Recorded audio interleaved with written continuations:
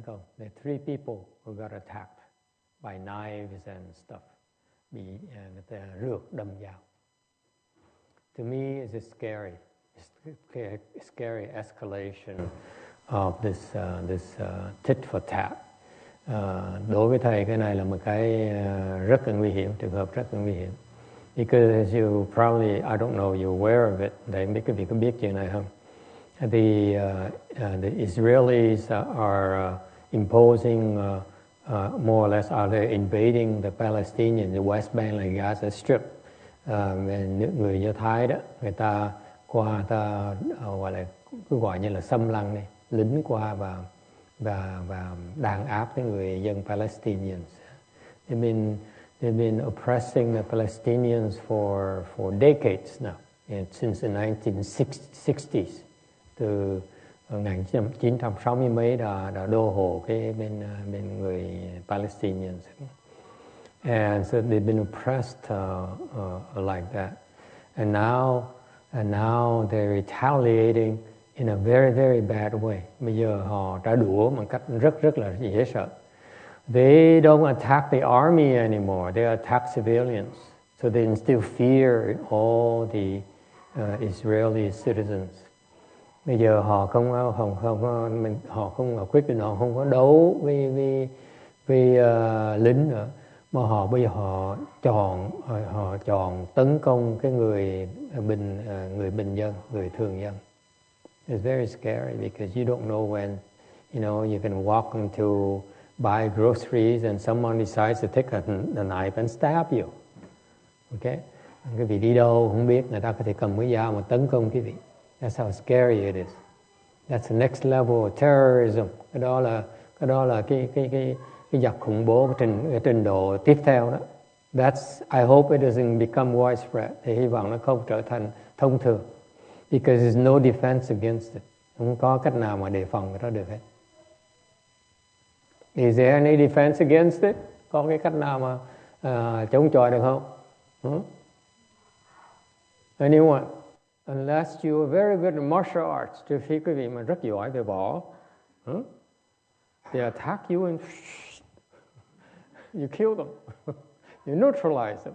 Quý vị học võ. Now it should be a good business for a lot of martial arts schools. That's one way. Một cách là quý vị đi học võ để mà tự vệ thân. What else can you do? Something comes to mind. Có một cái cách khác nữa. In Buddhism, there is a Dharma. Bên cái Phật giáo đó, có một cái pháp. Does anyone knows? Có ai biết không? Anyone? Yes? No? No one knows? No one knows at all? Không ai biết là có phương pháp bên Phật giáo có cách để mà ngừa, để mà kháng cự chuyện này. You know, in Buddhism there's a particular dharma against this. Yes? No. No one knows. Oh my God. Well, you have to become Buddhist first. I'm kidding. Cái này phải có người Phật giáo, Phật tử mới dạy thôi. I'm kidding. This Dharma here also works for non-Buddhists. Cái pháp này nó có hiệu nghiệm cho người, không phải người Phật tử không nào. Would you like to know? Muốn biết không? Yes? Yes? Okay, thank you. I'm glad you came. See, my students, they are kind of nonchalant. They say, oh, here he goes again. He speaks nonsense for an hour. And then we have to wait for an hour before we can go to a lunch hall. Anyway, that's the Dharma is called Medicine Master Buddha Dharma. Cái pháp là pháp dược sư Phật. It is a form of protection against accidental deaths or that kind of those types of injuries. Cái pháp dược sư là cái pháp để mà nó trị lại những cái hoành tử, những cái bị thương một cách mà bất ngờ như vậy. So for example, there are now a lot of people who are Uber drivers. Hàng bây giờ rất nhiều người lái xe cho Uber, right? Anyone are Uber drivers? You know anyone who drives Uber for Uber? Okay, they should be reciting the medicine master Buddha's name. Những cái người đó đó phải nên niệm cái ngài Dược Sư Phật, hồng nhân Dược Sư Phật. I'm serious. Okay, so what you do is you recite this Buddha's name, and will prevent accidental death and injuries. Cái Dược Sư Phật, pháp Dược Sư Phật đó, là nó ngừa cái bị cái hoành tử hoặc là bị thương. Okay. Would like to know what it is, how to do it? Không biết không? Yes? You do Yao Shi. If you're Chinese, you do Yao Shi Ru Lai. Okay? Or you can recite it in English like a medicine master Buddha. Okay? So when you meditate, khi quý vị ngồi thiền đó, quý vị có thể tụng hoặc tiếng Việt, tiếng or Korean. I don't know what Korean is. Do you know what Korean is? You don't know? When you look it up, it doesn't matter. You just recite either in any language, bất cứ cái ngôn ngữ gì nó không quan trọng. What you do when you meditate, lúc quý vị ngồi thiền đó, you meditate, you recite, you mentally, quý vị ngồi thiền đó, thì âm thầm mà tụng. You mentally, you silently recite. Okay, for example, the way I do is I say Yao Sư Ru Lại. Thầy đọc á, thầy tụng là Dược Sư Như Lai. I recite to my navel. So I say Yao Sư Ru Lại. So mentally contemplate reciting for my navel to hear it. Yao Sư Ru Lại, Yao Sư Ru Lại, Yao Sư Ru Lại. Okay? Hoặc là Dược Sư Như Lai, or Vietnamese, Dược Sư Như Lai, Dược Sư Như Lai, Dược Sư Như Lai. That's what you do when you meditate. Okay? Thì lúc ngồi thiền đó, nên làm như vậy. Or you can say Medicine Master Buddha, Medicine Master Buddha, Medicine Master Buddha. Okay? And you should be, if you do that every day, nếu quý vị làm mỗi ngày, you recite 5 minutes. You sit and meditate, mỗi ngày ngồi thiền 5 phút, mà tụng Dược Sư Như Lai, Dược Sư Như Lai. Okay? It will give you preventative measures against getting injured because of those activities. Quý vị làm như vậy thì được bảo vệ mà tránh những cái nạn như vậy. Yes? Okay? That's why in our temple tomorrow we have a celebration of this medicine master Buddha as a celebration Dharma assembly, because it's very useful for this our world, which is becoming a lot more dangerous because of these extremists who are proliferating everywhere. Bởi vì ngày mai có cái pháp hội Dược Sư Phật như vậy, tại vì cái pháp này rất là hữu dụng cho cái thế gian này. Càng ngày cái giặc khủng bố nó càng ngày nó càng trầm trọng. Okay. So if you like to recite it in Chinese, we can help you write down the spelling for you so that you know. Okay. Người nào muốn học tiếng Hoa mà không biết thì chúng tôi sẽ có thể nói mấy thầy mấy cô biên xuống cho quý vị. Okay. I highly recommend it. Okay. It's better to defend yourself, learn to prevent it from happening to you than be sorry. And tốt nhất là quý vị nên ngừa bệnh hơn là chữa bệnh. Because when you do that, not only are you protecting yourself, okay, if you be more skilled you actually are protecting people around you as well. Không phải riêng quý vị bảo vệ cho quý vị không, những người xung quanh quý vị sẽ được hưởng nữa. Okay? For example, depend on your level, tùy cái trình độ mỗi người. You know, if the higher level skills in chant, những người trình độ định lực mà cao hơn, thì người ta tùng, người ta có thể bảo vệ nhiều người hơn. If these people who have samadhi power, they decide Yao Sư Ru Lai, Yao Sư Ru Lai, they can protect wherever they go, they are protected. And the people around them are also protected. So for example, your children are protected when they're with you. Okay? Yes? That also works as well. The problem of mantra is different. Cái dược sư thần chú cũng được. You can also recite the medicine master mantra. Okay? But there is a catch with that mantra. Thường cái thần chú nó còn mạnh hơn nữa. Actually, the mantra is even more powerful than the Yao Shi Ru, like a medicine master, Buddha, recitation alone. Thì cái tụng thần chú nó hiệu nghiệm hơn. Okay? For example, what happened to the old lady, những cái bà bà cụ đó. You know, she's gone already, she went to lunch hall to cook already. Bà đó không khi nào bà mà ngồi yên được hết. She's always working. Did I tell you last week about the fact she was sick and she had pain in her body, so she recited the mantras and it healed after a couple of hours. The pain went away. Did I tell you about that? Tuần trước ta kể quý vị nghe bà cụ tụng thần chú mà bà chữa xong cái bệnh bà không? You recite mantras. Actually, mantras can heal you.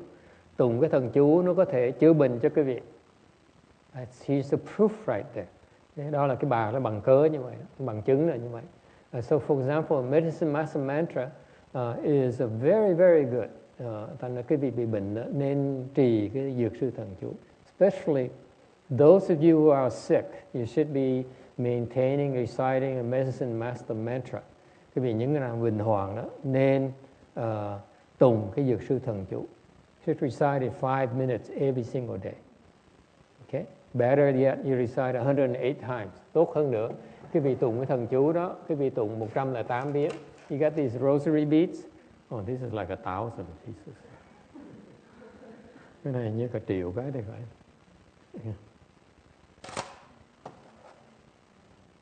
Yeah, this one here. You get these things here, these rosary beads.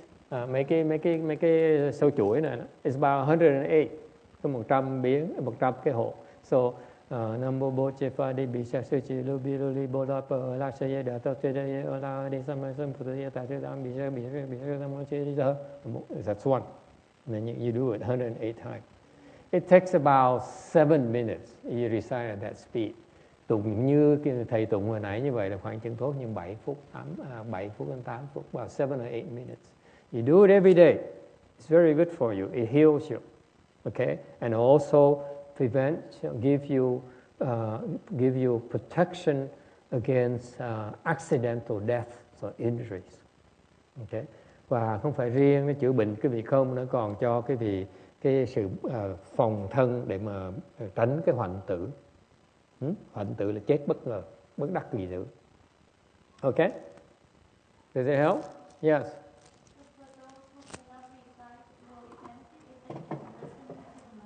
Yes.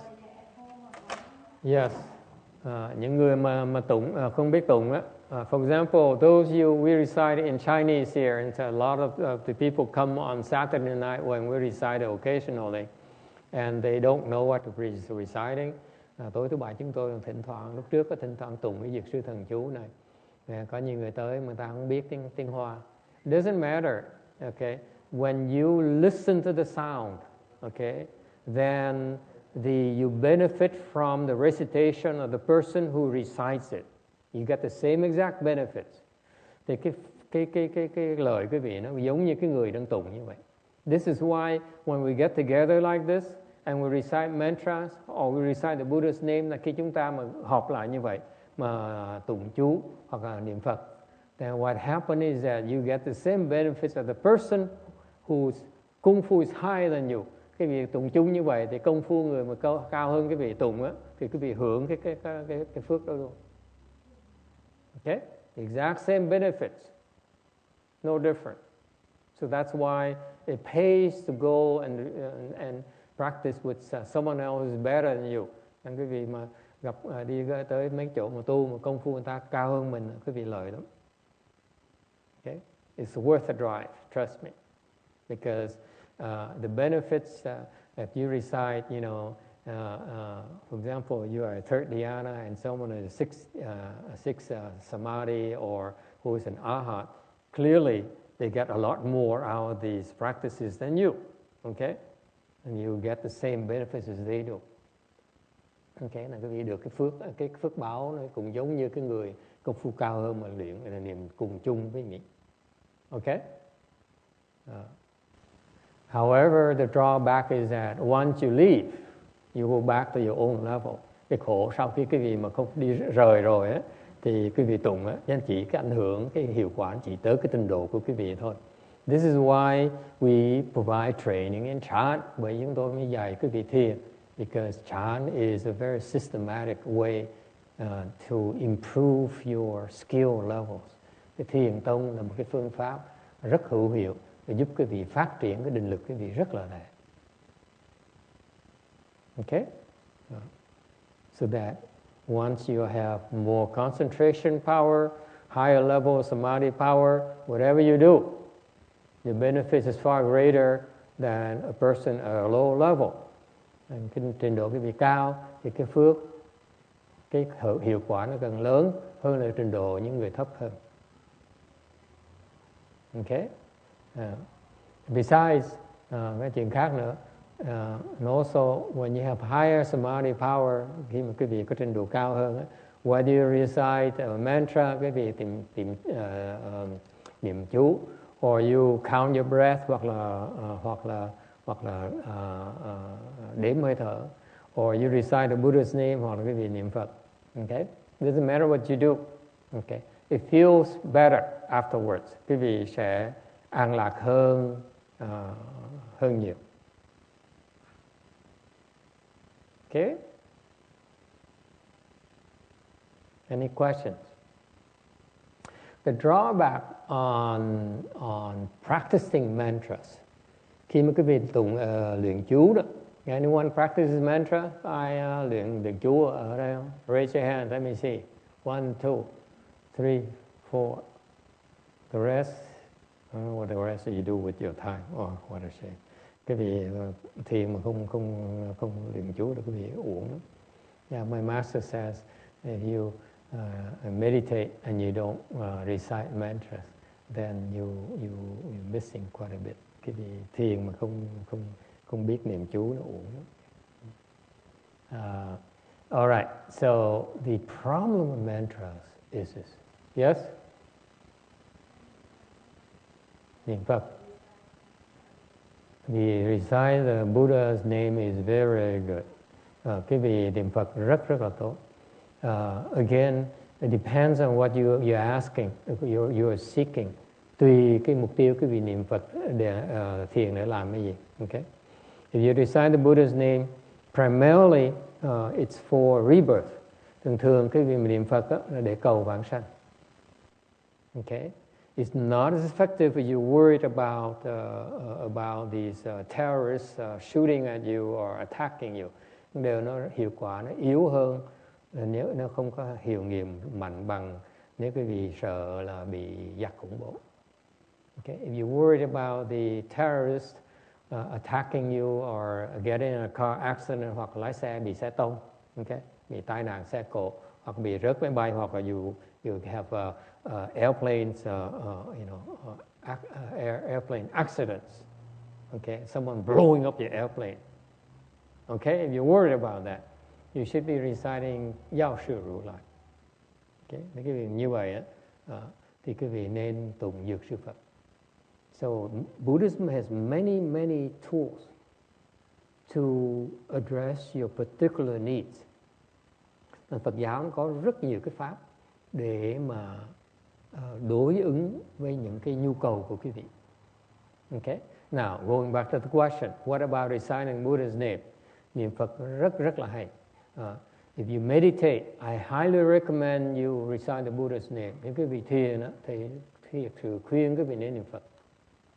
It's far better than counting your breath. Chẳng hạn như quý vị thiền mà niệm Phật nó tốt hơn là thiền mà đếm hơi thở.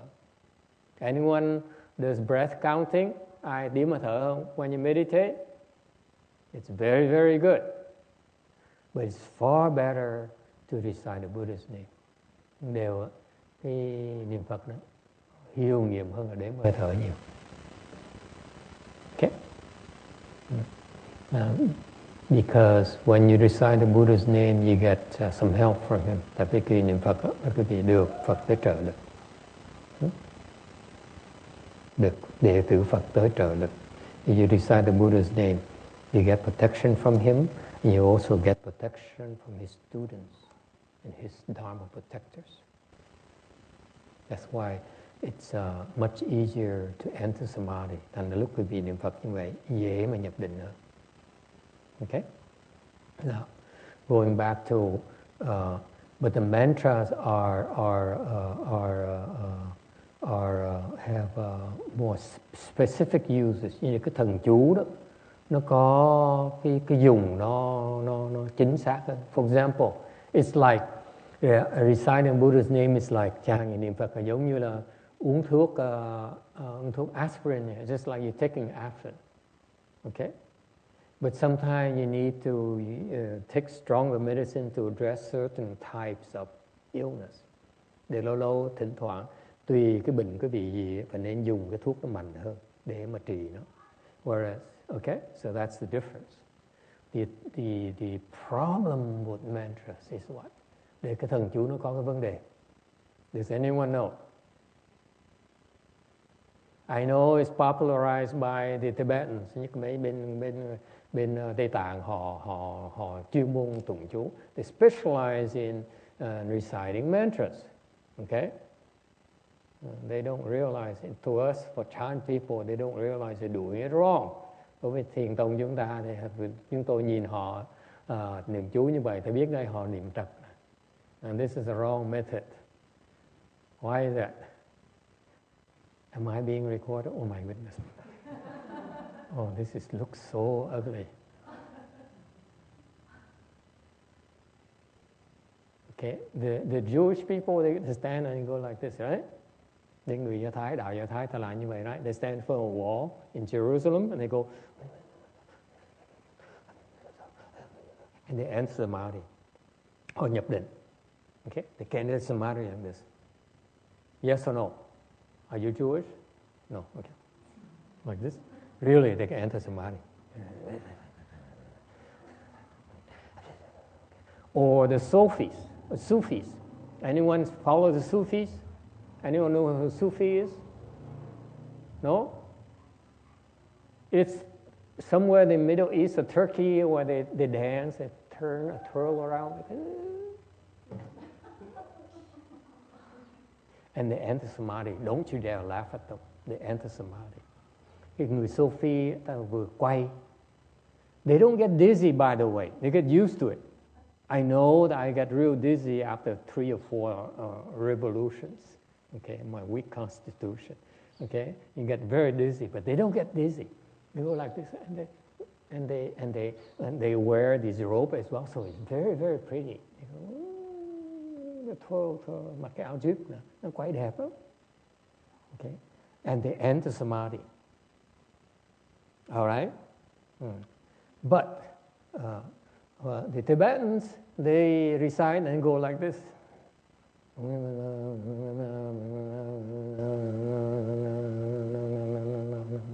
Okay, and that's not a good way. Làm như vậy cũng không tốt nữa. Why is that? Yes. No, don't scare me, please. Don't scare me. Nó tại gặp ma, không có đâu. It's not like that. Yes. Yes. You in the back. Because there's action. There's no stillness. There's no, you're focusing more on the movement rather than meditation. Yes, Sarah.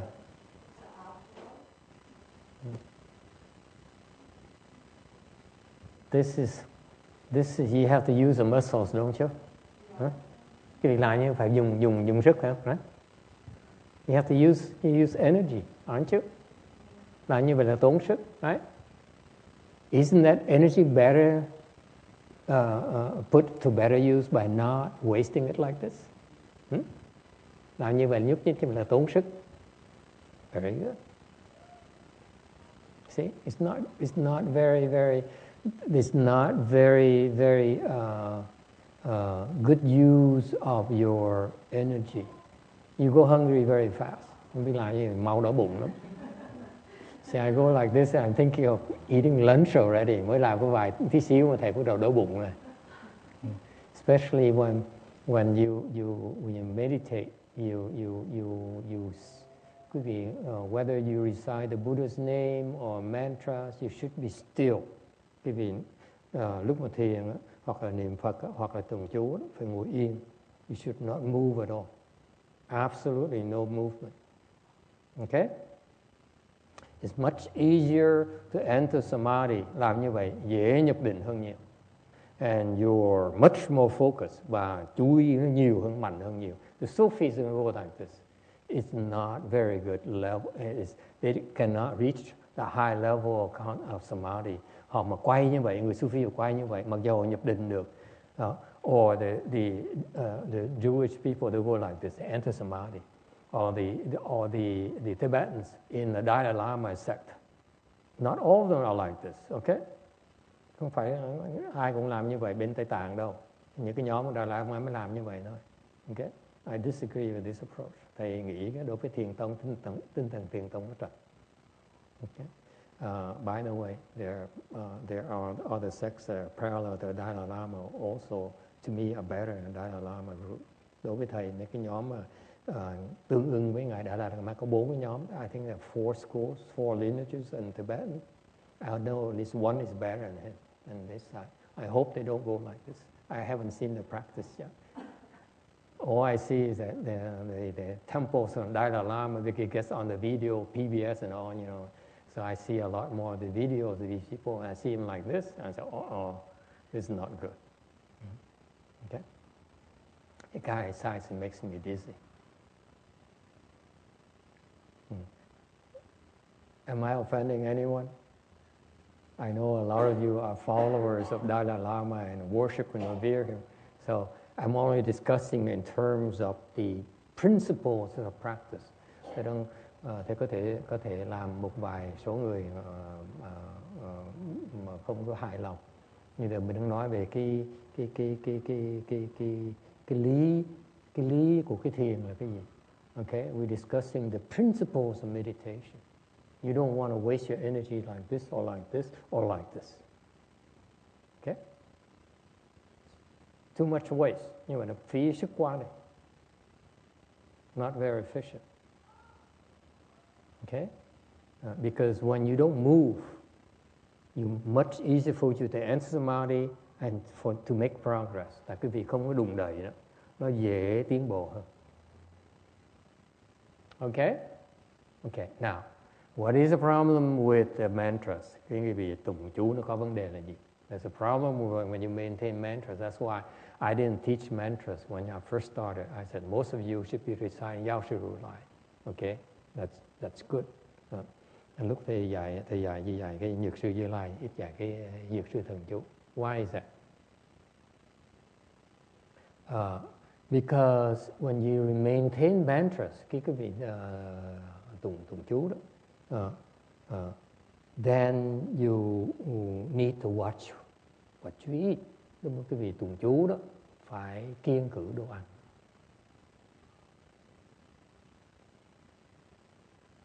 Okay? For example, if you maintain mantras, những cái vị trì chú, okay?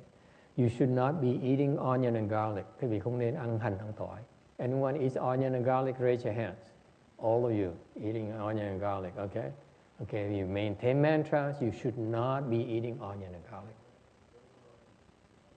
Why is that? Tại sao như vậy?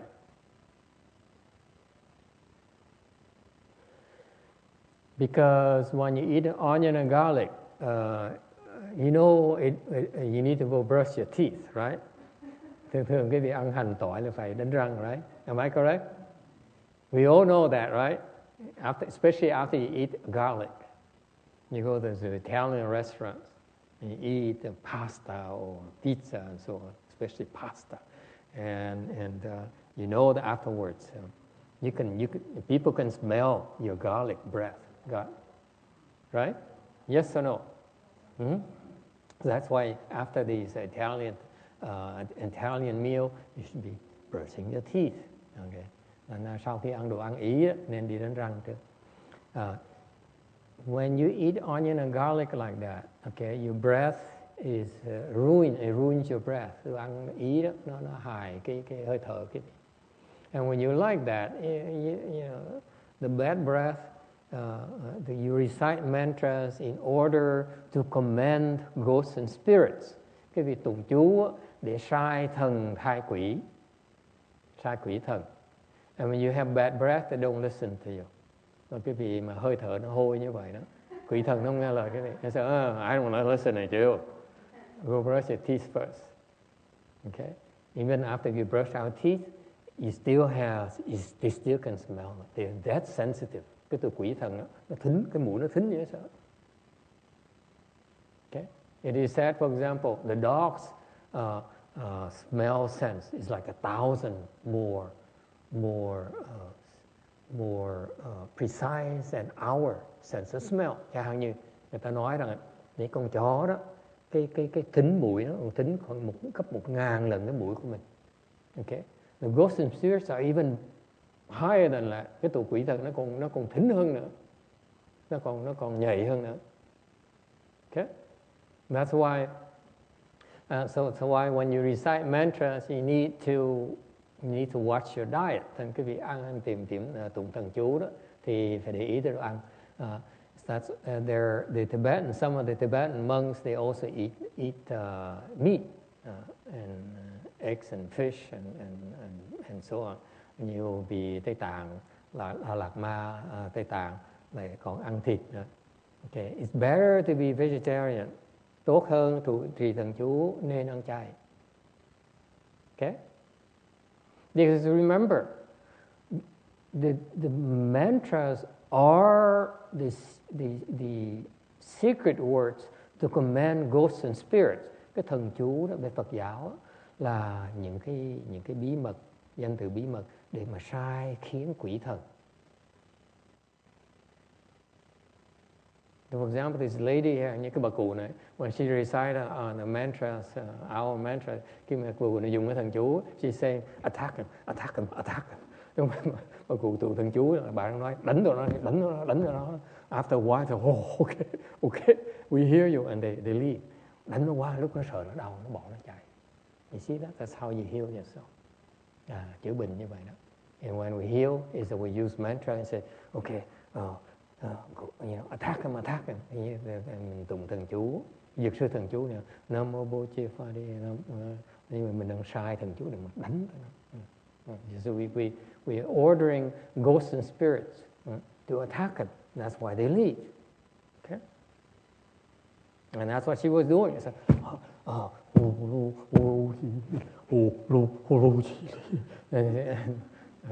okay.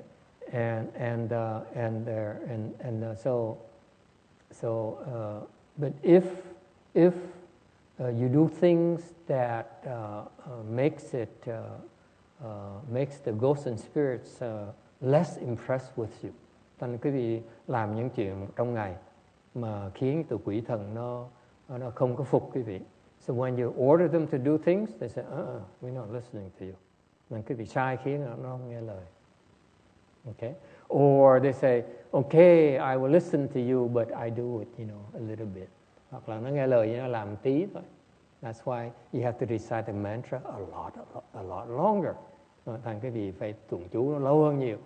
For example, instead of taking 2 hours to chase them away, thay vì tốn 2 tiếng để mà đuổi nó đi, you might need to recite 20 hours. Thì phải tụng 20 tiếng liên tiếp. See? Or 20 days, you can tụng 20 ngày. That's why. But if you have affinities with mantras, by all means, để cái vị tụng chú nhiều đó, nó rất là tốt. It's a lot of, it's a good thing to recite mantras. Okay. But there's also other complications that is beyond the scope of the chant class. Có những cái vấn đề phức tạp khác mà nó ngoài cái tầm của cái lớp thiền này, nên thầy không nói. Okay, anything else? Ai thắc mắc gì khác không? Yes.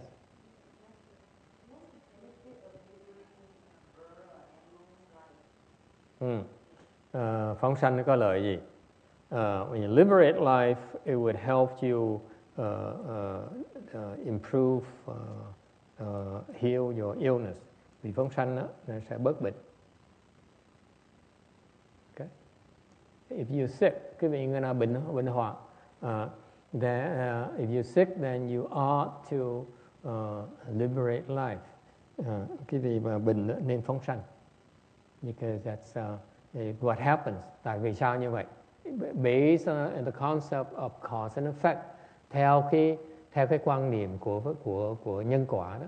Okay. What do you do when you liberate living being? Mỗi khi cái vị phóng sanh chuyện gì xảy ra? What are you doing? You are extending their lives. Aren't you? Quý vị đang kéo dài cái mạng sống của nó. Right? Của chúng nó. Correct? They're supposed to be fried and barbecue. Họ đáng lý những chúng sanh nó bị đáng lý phải bị chiên hoặc là bị nướng. Okay? And you snatch from them from the jaws of death. Một cái bị giải cứu. Okay? And you free them so that they can live the rest of their natural life. Khiến họ còn sống theo cái cuộc mạng sống thông thường của họ. So you're creating the seeds for yourself to receive the same benefits. Thì cái việc làm như vậy đó, để có cái phước để mà mình cũng có kéo dài cái mạng sống của mình. Okay, so why do you die early? Tại sao quý vị chết sớm? Because of chết sớm tại vì besides accidental death, ngoài chết sớm ngoài ra cái bị tai nạn.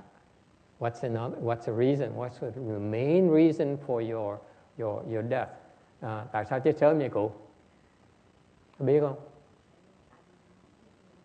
He said because he doesn't know how to recite the Buddha's name. Good. Okay, go cook. Được rồi, thôi đi. Okay, đi nấu ăn đi. Được rồi. Please go cook a good dish. Cụ đi nấu giùm món ăn ngon đi. She's a very good cook, by the way. Bà cụ nấu ăn ngon đó. So you guys are lucky. Vì may mắn lắm đó.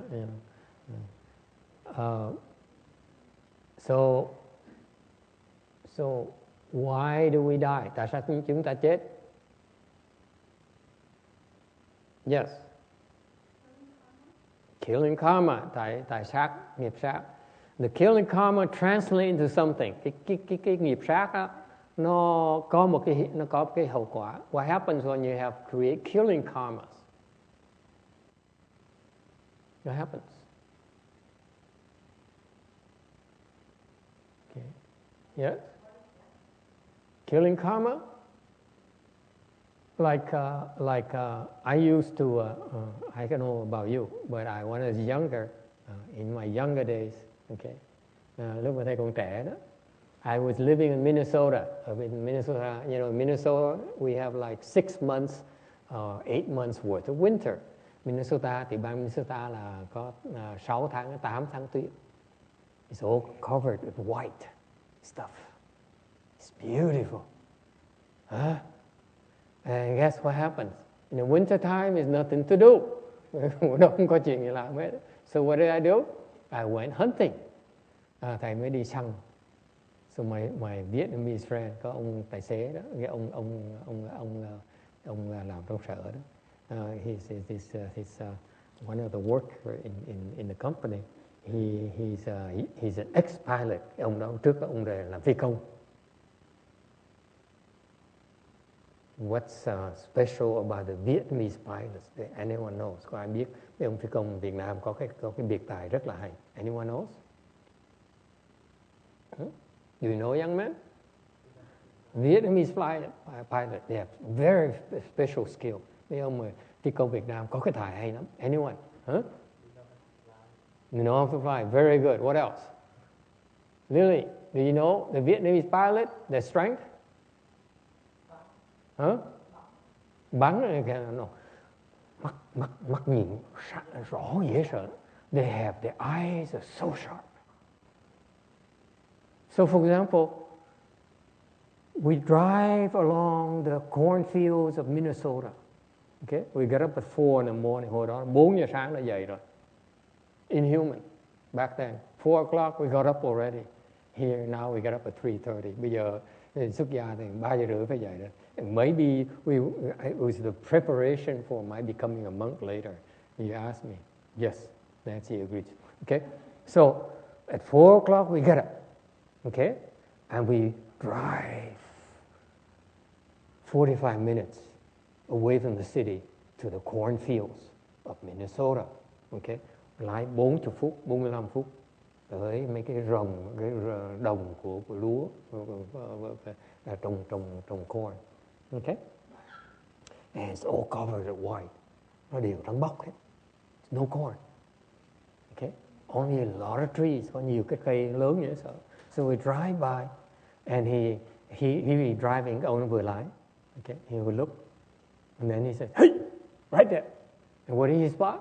He spots squirrels. Can you imagine squirrels? That's why he's so impressed. He can see squirrels while he's driving. Ông vừa lái xe vừa thấy được cái con sóc được luôn đó. Mắt nó bén như vậy. That's how sharp his eyesight is. Because he used to fly and he has his eyesight is so excellent. Mình thấy mấy con sóc. So what did I do? And then we said, stop. We stop down softly. We take out a shotgun. Lấy cái súng shotgun. Okay, the shotgun is too loud. Okay, so we take a 22 caliber. Lấy cái súng 22.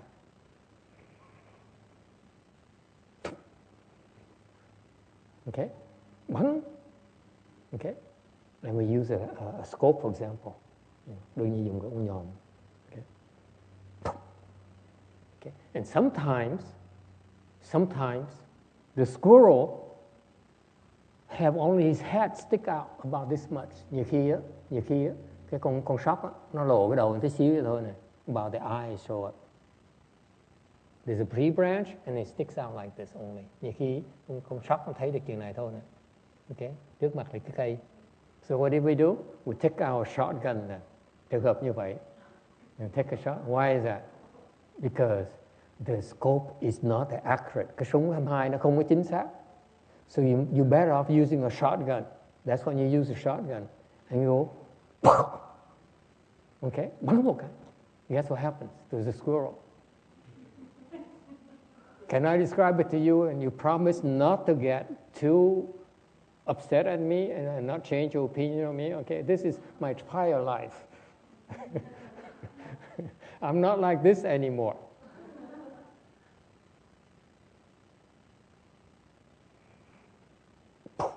And what happens? The squirrel, he went like this. He flew up. Hit the brains. Okay? I'm sorry, ladies. Every time you hit a squirrel with a shotgun, it goes like this. And it flies off the trees and lands on the snow.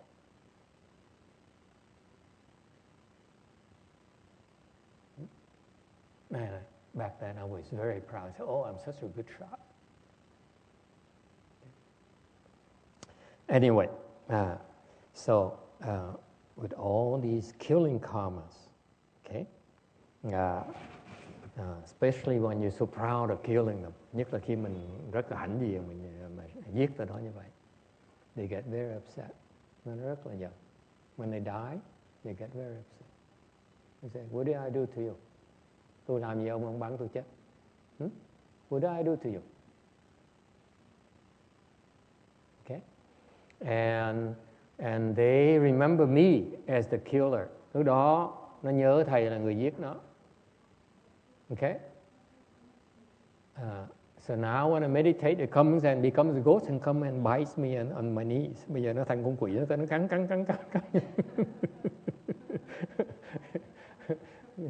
Okay.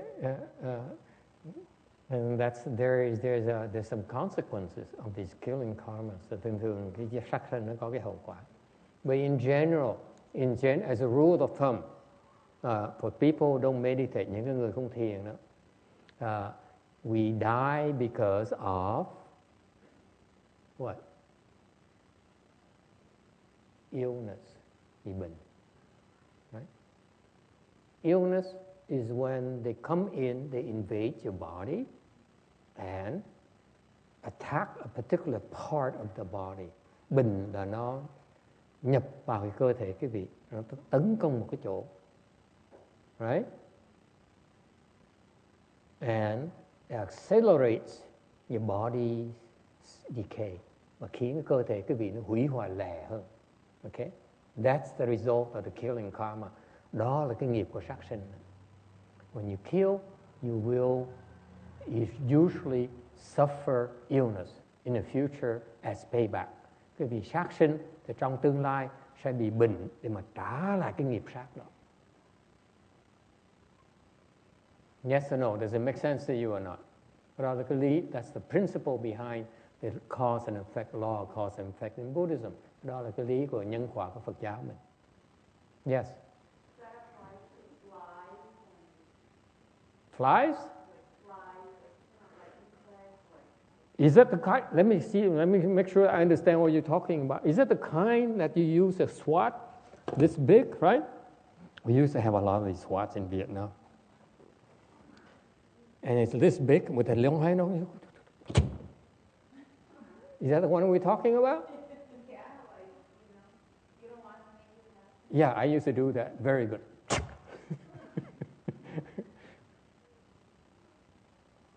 Yes, applies to flies. Okay, it particularly applies to, nhất là ruồi nữa.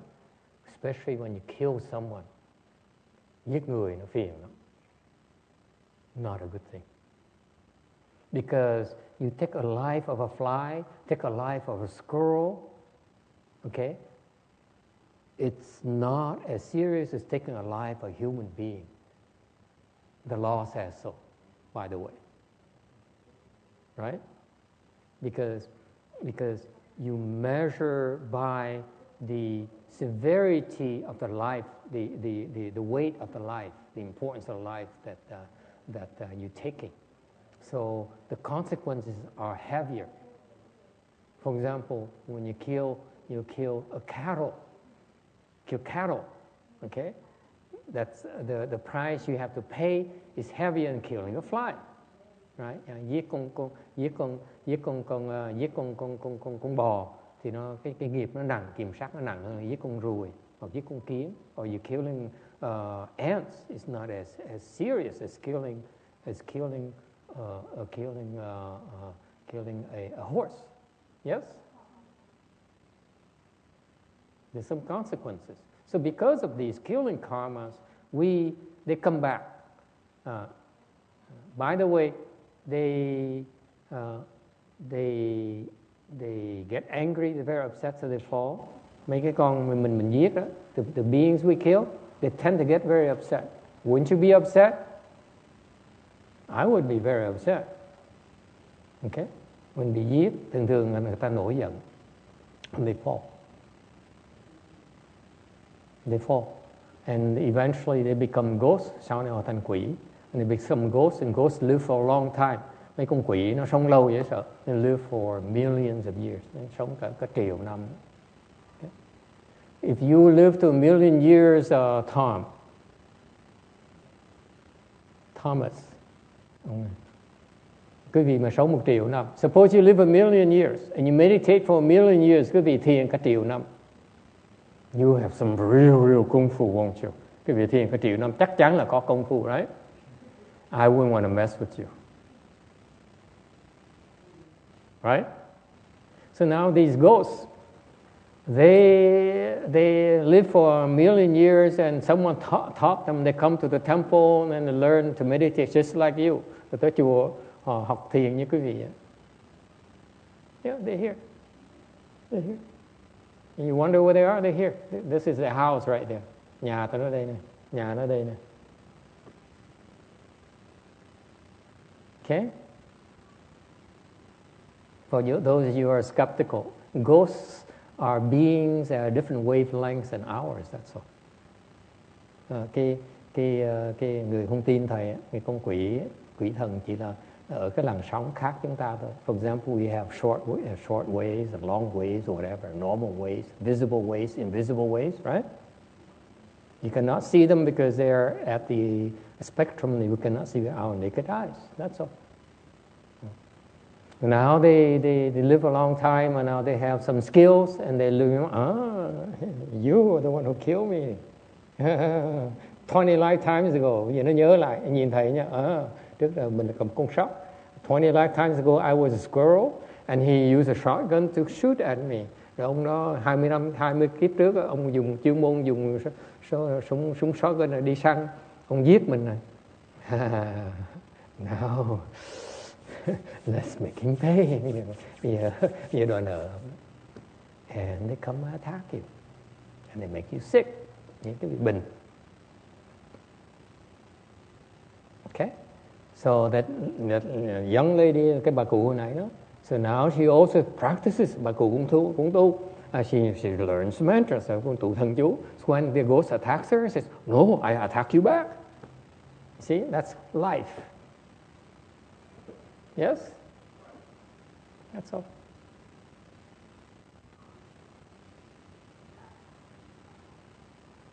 And you think you own the world, huh, young lady? You think you're it? We share this space here with a lot of beings. Cái thế giới nào nó phức tạp lắm, vì mình chỉ chia cái không gian này với những cái chúng sanh khác. Đừng tưởng nó mình là ngon lành đâu. Yes. So what do you do? What do you do now? What do you do? You get sick. That's one way to pay it back. Okay. Beating them, is it paying back or not? No. You don't. Okay. So when you meditate and you endure your leg pains, làm sao bây giờ? Cái vị lúc mới ngồi thiền á, và chân cái vị đau. When you endure your leg pains, right there, you pay them back. Cái vị nhận cái đau chân đó là đang trả cái nợ đó. When you endure your leg pains, cái vị ngồi nhận cái chứng đau đó là người nó khỏe ra. You get healthier because you endure the leg pains. You endure your bun pains. Don't go and get the thing underneath because you're not paying them back. You say, I'm not paying you back. That's what you're doing. Okay? Cái vị ngồi đau, ngồi đau mà nhúc nhích là cái vị nó tôi không muốn trả. Mà ngồi mình cắn răng mình chịu rồi mình đang trả cái nợ mình, trả cái nợ sát của mình. So when you sit there, you endure the leg pains, you endure the discomfort in your body, you're paying back your karmic debts. Cái vị đang trả lại cái nghiệp báo của mình. And because of that, you get healthier. Và giờ như vậy, quý vị trở thành khỏe mạnh hơn. Okay, we can explain to you in a form of chi. Chúng tôi có thể dùng cái quan niệm là khí để mà giảng cái vị biết. We can use chi to explain to you why you get healthier. Dùng cái khí để giảng cái biết tại sao cái vị khỏe. Okay. Yes or no? Okay. So that's why. In Buddhism, we believe that if you owe the bank money, it doesn't matter where you go, you still owe money, so you better off paying them back. Chúng tôi Phật giáo thì quan điểm là nợ thì phải trả, không có chạy nợ. We Buddhists don't believe in running away from the debts. We believe in paying them off. Chúng tôi chủ trương là trả nợ, chứ không chạy nợ. Okay? That's a difference. Nó khác biệt cho đó.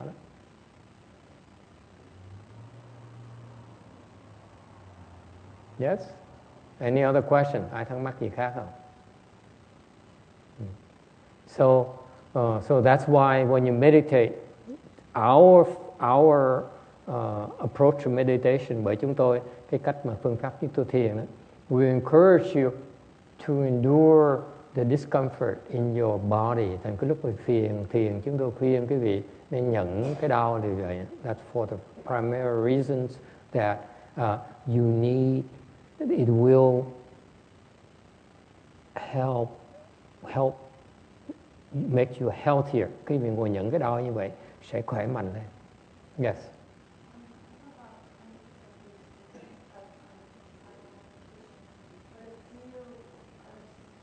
And you have more students than I do.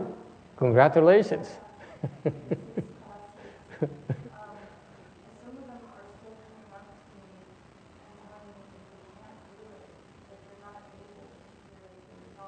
Mm-hmm. Mm-hmm. What to do?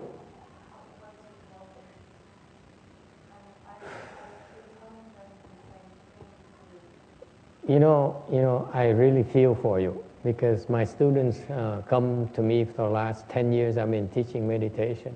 They come to me and say, Master, your chant is so wonderful, so powerful. How come my head is still so full of thoughts? And I said, mine too. Is my answer.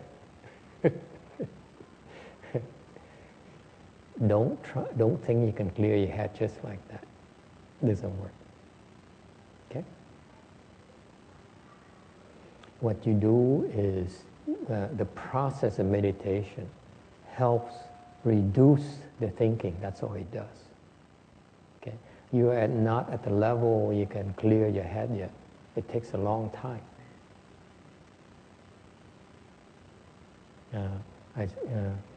The more skilled you are, the quicker you are at being able to still your thoughts. Okay, summon your thoughts. Okay.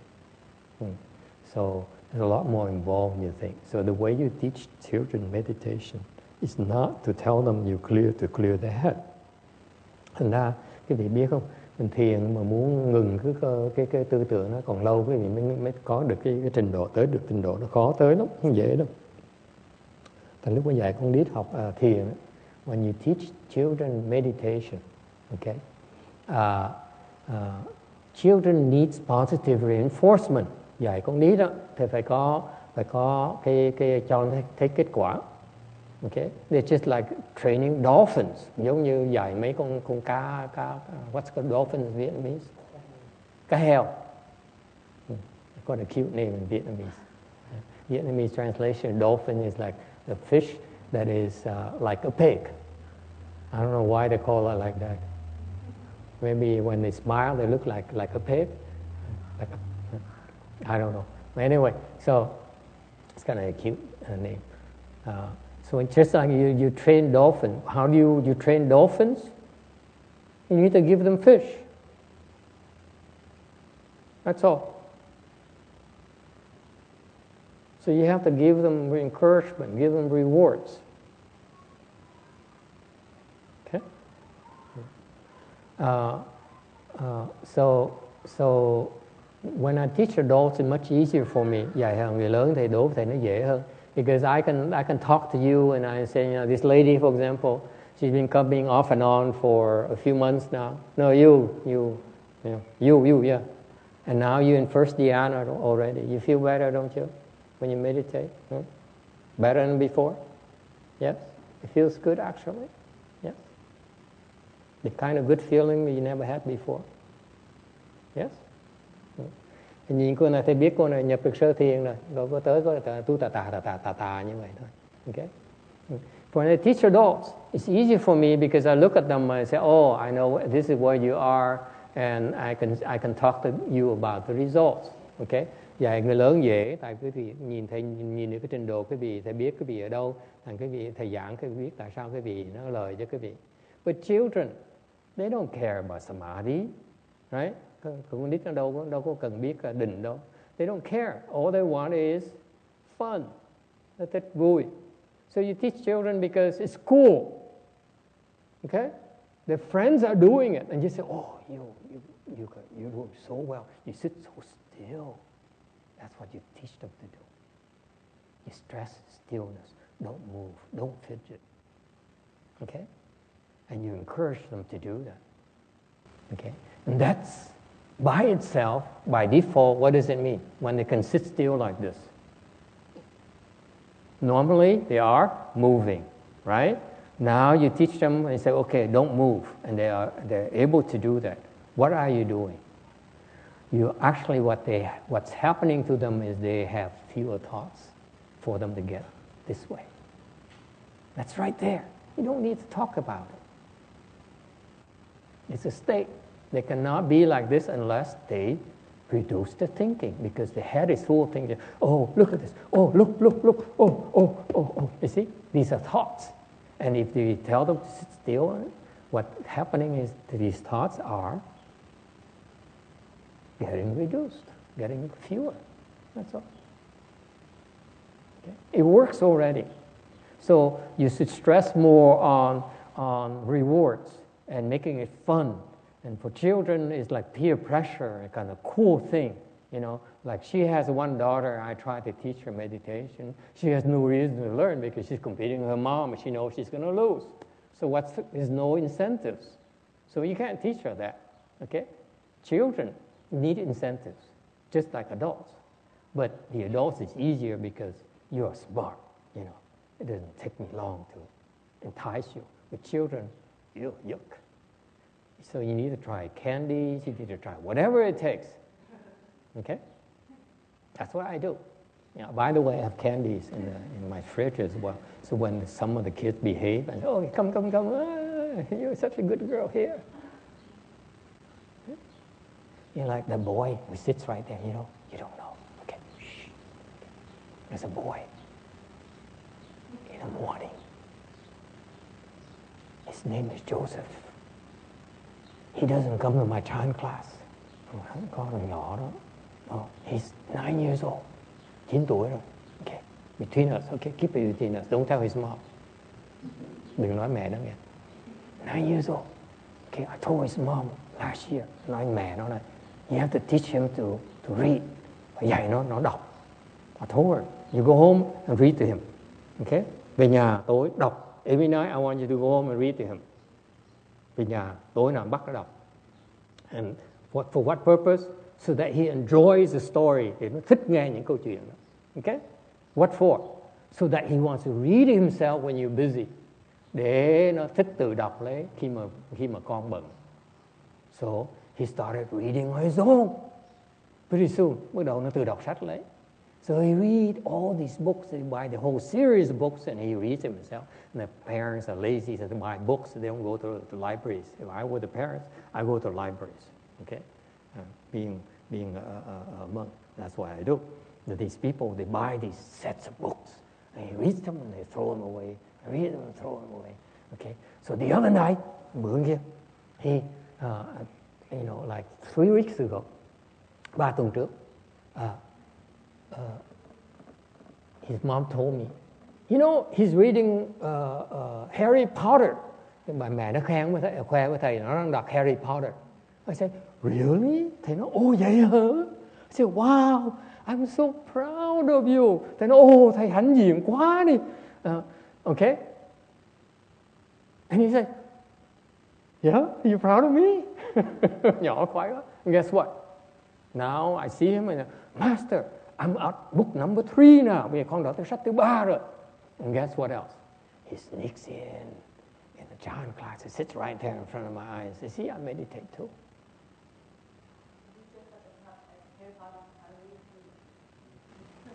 Bây giờ tọt vào thiền để mà khoe với thầy, con cũng thiền rồi, nhưng mà con đọc sách không nữa đâu. Children, they need positive reinforcement. Okay? Or whatever you need to do, whatever it takes to get them to cross their legs during that time period, it's good enough. Okay? And you know, funny thing happened, chuyện lạ lắm. There's a lady, I call it my Mayan princess, Sabina. How old is Sabina? Anyone knows? Anyone? Sabina is about, I'd say she's about 5 or 6. Okay? Cái cô em bé này khoảng 5-6 tuổi thôi. And she, last weekend, last Sunday, Chủ nhật vừa rồi, she sat up there in the front row and listening to the lecture. Mẹ với cô vào nghe thiền. And so he sit there and she has nothing to do. Ngồi có chuyện làm. So he decided to cross her legs. Full lotus. Hôm nay cuối cùng ngồi nhúc nhích xong thấy mọi người, she look around and said, gee, everyone's sitting in full lotus. Ai cũng ngồi kiết già hết. So she also sat in full lotus. That's what children do. They monkey see, monkey do, right? Nó thấy gì mình làm gì nó bắt chước đấy. So she also sat in full lotus. And she sat for the duration of lecture. Ngồi cả cái buổi giảng luôn. An hour and a half. Ngồi được 1 tiếng rưỡi đồng hồ. Okay, full lotus. Of course, she's fidgeting and she leans forward. Okay, lean back. Okay? Nó nhúc nhích. It doesn't matter. For children, get them to cross their legs. Con nít cho nó xếp bằng. Some of them are very flexible. If you can get in half lotus, train yourself in half lotus. It's all it takes. Okay? Whatever it takes. Cross your legs. After an hour and a half, she told her mother, ngồi tiếng rưỡi đồng hồ, mà cô mới kể mẹ cô. She says, after an hour and a half, my legs she became numb. Một ngồi tiếng rưỡi, chân nó bắt đầu nó tê. So she stood up, đứng dậy. And then she went home with her mom and said, and you know what she told her mom? Nói mẹ sao? She says, Mom, I must admit, sitting for an hour and a half in full lotus, it feels so good. Nói với mẹ là con ngồi 1 tiếng rưỡi đồng hồ kiết già đó. True. 5, 6 years old, he knows it already. Because your body does not lie to you. Cái cơ thể cái vị nó không gạt cái vị đâu. Okay? It's worth it. Train yourself. Okay?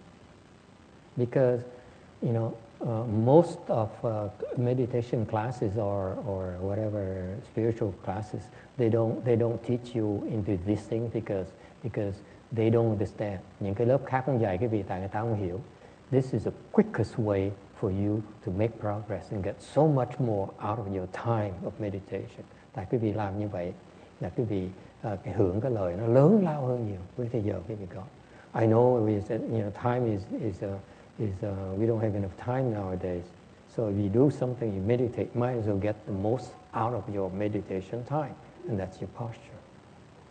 Okay? Cái vị thiền mà chỉ có tập ngồi cái chân được là cái gì nó lợi ích lớn dễ sợ, lớn nhiều, đỡ phí thời giờ của mình. Okay? That's why. All right. Again, I apologize. I'm 10 minutes over, and if you have no more questions, we could go and have lunch. Thì xin lỗi, ngày này cũng hơi trễ nữa. Nếu quý vị không thắc mắc thì còn không hỏi gì nữa thì chúng ta có thể đi dùng trưa. Yes? Okay. Thanks for coming.